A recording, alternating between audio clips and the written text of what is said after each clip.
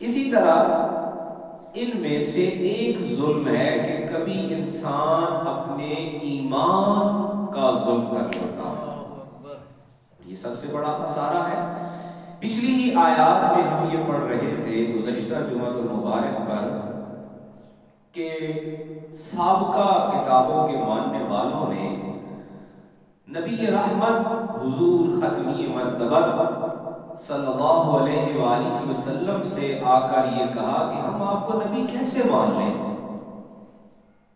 پہلے تو آپ اپنے نبی ہونے کی گواہی دیں، اور جب وہ یہ بات کہہ رہے تھے در حقیقت وہ نبی آخر الزمان خاتم النبیین امام الانبیاء صلی اللہ علیہ وآلہ وسلم کی ساری اوصاف، آپ کے سارے کمالات، آپ کی شخصیت، آپ کے ذات، آپ کے خاندان سب کو جانتے تھے۔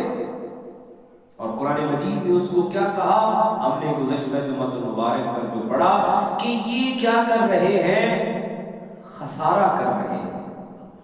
یہ ایسے جانتے ہیں جیسے کوئی باپ اپنی اولاد کو جانتا ہے۔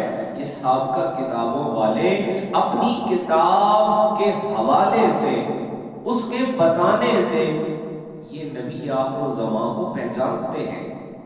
اب قرآن نے جو آج کی سورہ انعام کی آیات ہم پڑھ رہے ہیں ان میں فرمایا کہ وَمَنْ أَظْلَمُ مِمَّنِ افْتَرَىٰ عَلَى اللَّهِ كَذِبًا أَوْ كَذَّبَ بِآيَاتِهِ۔ یہ کیسا ظلم ہے، یہ کیا ہی ظلم ہے۔ قرآن کا انداز دیکھیے کہ سوالیہ انداز، کہ یہ جو کہہ رہے ہیں ہم نہیں جانتے، آپ گواہ رہے۔ پہلے کہا کہ یہ تو ایسے جانتے ہیں جیسے باپ اپنی اولاد کو جانتا ہے۔ اب فرمایا وَمَنْ أَظْلَمُ، یہ کیسا ظلم ہے کہ باوجود اس کے کہ یہ کہہ رہے ہیں کہ ہمارے پاس تورات ہے، زبور ہے، انجیل ہے، ہم سابقہ نبیوں اور کتابوں کے ماننے والے ہیں۔ ارے بھائی سابقہ نبیوں کے ماننے والے ہو تو پھر اس نبی آخر الزمان کو پہچانو نا، اس کو مانو۔ وَمَنْ أَظْلَمُ مِمَّنِ افْتَرَىٰ، اور یہ کیسا جھوٹ ہے، کیسا افطرا ہے، اور کس پر ہے؟ عَلَى اللَّهِ كَذِبًا أَوْ كَذَّبَ بِآيَاتِهِ، یہ اللہ پر جھوٹ باندھ رہے ہیں، جھوٹ اللہ سے منسوب کر رہے ہیں اور اللہ کی آیتوں کا انکار کر رہے ہیں۔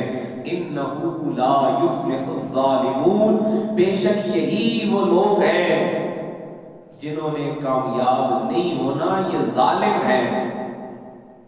وَيَوْمَ نَحْشُرُهُمْ جَمِيعًا ثُمَّ نَقُولُ لِلَّذِينَ أَشْرَكُوا، اور جب ہم انہیں حشر میں لائیں گے جمع کر کے، پھر ان سے کہیں گے کہ اے مشرکو کہاں ہیں وہ جنہیں تم شریک بناتے تھے، اب وہ تمہارے ساتھ نہیں ہیں۔ ثُمَّ لَمْ تَكُنْ فِتْنَتُهُمْ إِلَّا أَنْ قَالُوا وَاللَّهِ رَبِّنَا، اور بے شک رب انہیں کہے گا کہ تمہارے ساتھ کوئی نہیں ہے، جن کو تم شریک دنیا میں بناتے رہے ہو نا۔ اور پھر یہ کیا کہیں گے؟ انظر کیف کذبوا علی انفسہم، اور آپ دیکھیے کہ یہ وہاں بھی کیسا جھوٹ باندھیں گے اور کہیں گے کہ ہم تو مشرک ہیں ہی نہیں، واللہ ربنا، ہم نے تو یہی کہا کہ اللہ ہی ہمارا رب ہے، ہم مشرک نہیں ہیں۔ اور میں انظر کیف کذبوا علی انفسہم، اور یہ کیسا اپنی جانوں پہ یہ دیکھیں جھوٹ باندھ رہے ہیں۔ وَضَلَّ عَنْهُمْ مَا كَانُوا يَفْتَرُونَ، اور یہی ہے وہ جنہوں نے افطرا باندھا ہے، جھوٹ باندھا ہے، جنہوں نے انکار کیا ہے۔ حاضرین مکرم، رب تعالی بندے کو مہلت دیتا ہے، بندے کو گنجائش دیتا ہے، بندے کو موقع دیتا ہے کہ بندے لوٹ آ، واپس آ جا، پلٹ آ۔ قرآن مجید نے کہا نا کہ توبوا الی اللہ توبۃ، کہ اللہ کی طرف پلٹو اور اس سے ہی توبہ مانگو۔ بندے کے لیے گنجائش باقی ہے، یہ بندہ ہے، یہ انسان ہے، جس کو اللہ تعالیٰ نے عقل دیا ہے. قرآن مجید میں کہا وَهَدَيْنَاهُ النَّجْدَيْنِ کہ ہم نے یہ حضرت انسان کو ہی یہ صلاحیت دی ہے. رب کی بے شمار مخلوق میں سے کسی دوسرے کے پاس یہ سہولت موجود نہیں ہے. اور وہ سہولت کیا ہے، وہ نعمت کیا ہے؟ وہ سوچنے سمجھنے کی صلاحیت ہے. قرآن مجید نے اسی کو ایک اور مقام پر کہا نا کہ اللہ کریم نے مومن کے لیے مواعظۃ الحسنہ، خوبصورت نصیحت. آج ہمارے ہاں ایک یہ بھی مسئلہ ہوتا ہے، ہم لوگوں کی اصلاح کرنا چاہتے ہیں لیکن اس کے لیے ہمارے پاس درست لہجہ نہیں ہوتا، اچھے الفاظ نہیں ہوتے. قرآن مجید نے ایک مقام پہ کہا وَقُولُوا لِلنَّاسِ حُسْنًا کہ جب لوگوں سے بات کرو اچھی بات کرو، حسنہ اچھی بات کرو. اور یہاں فرمایا کہ یہ کیسے لوگ ہیں جو جھوٹ پہ جھوٹ باندھ رہے ہیں اور اللہ پر جھوٹ باندھ رہے ہیں، اللہ کی آیتوں پر جھوٹ باندھ رہے ہیں، اللہ کی کتابوں کا انکار کر رہے ہیں. ایک طرف دعویٰ یہ ہے کہ ہمارے پاس سابقہ آسمانی کتابیں ہیں، ہم سابقہ رسولوں کے ماننے والے ہیں. اگر آپ موسیٰ و عیسیٰ کے ماننے والے ہیں تو پھر نبی آخر الزمان کو کیوں نہیں مان رہے؟ نبی آخر الزمان پر ایمان کیوں نہیں لا رہے؟ حاضرین مکرم، اللہ کریم نے کیسے ہی الفاظ کا انتخاب کیا. ایک تو ظلم سے تشبیہ دی کہ یہ ظلم ہے. ظلم کے لیے مفسرین کرام فرماتے ہیں کہ ظلم کی تعریف یہ ہے، ظلم کی ڈیفینیشن یہ ہے کہ کسی شے کو اس کے اپنے اصل مقام سے ہٹا کر رکھ دینا. اس کے متضاد جو لفظ ہے، اس کے اپوزٹ، وہ ہے عدل. اور عدل کہتے ہیں برابر تولنا. ترازو کے درمیان ایک سوئی نما ایک کانٹا ہوتا ہے، اس کو عدل کہتے ہیں کہ کسی بھی شے کو عدل سے نہ ہٹانا.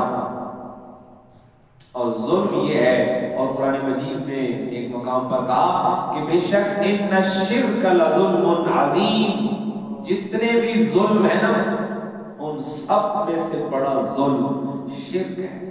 اس کی وجہ یہ ہے کہ بے شک یہ بھی ظلم ہے بھائیوں کا حق کھانا، بے شک یہ بھی ظلم ہے اپنے سے بڑوں کی بے ادبی کرنا، بے شک یہ بھی ظلم ہے کہ اپنے سے چھوٹوں کا حق دبا لینا، بے شک یہ بھی ظلم ہے کہ اپنے جیسے جو برابر ہیں ان کو حق نہ دینا. یہ ظلم ہی ہے. لیکن ظلم سب سے شدید ظلم یہ ہے کہ انسان اپنے آپ کا نقصان کر لے. پھر اپنے نقصان میں سے ایک تو مال کا نقصان ہے، ایک اپنے اسباب کا نقصان ہے، ایک اپنی جان کا نقصان ہے. اس لیے خودکشی کو دین اسلام نے حرام قرار دیا ہے کہ اس کے بعد بندے کے پاس معافی کا موقع ہی نہیں رہتا. ایسا عمل ہے کہ جس کے بعد بندے کے پاس کوئی توبہ کا، معافی کا، سوچنے سمجھنے کا موقع ہی نہیں ہوتا. تو اللہ کریم نے شرک کو اس لیے عظیم ظلم کہا ہے کہ انسان اپنے ایمان کا خسارہ کر لیتا ہے، اور ایمان کا خسارہ سب سے بڑا خسارہ ہے. مال و اسباب پھر بھی لوٹ آتے ہیں، پھر انسان بنا لیتا ہے. اگر اپنی جان پہ ظلم کیا ہے، اپنے جسم پہ کیا ہے، ہو سکتا ہے کسی حکیم سے، کسی ڈاکٹر سے، کسی معالج سے علاج کے ذریعے انسان کا جسم پھر تندرست و توانا ہو جائے، بحال ہو جائے، بہتر ہو جائے. لیکن ایمان کا خسارہ ایسا ہے کہ دنیا میں بھی گھاٹا ہے، آخرت میں بھی گھاٹا ہے. فرمایا وَمَنْ أَظْلَمُ مِمَّنِ افْتَرَىٰ، یہ کیسا ظلم ہے، عَلَى اللَّهِ كَذِبًا أَوْ كَذَّبَ بِآيَاتِهِ، اور یہ جھوٹ باندھ رہے ہیں اللہ پر اور اللہ کی آیتوں پر.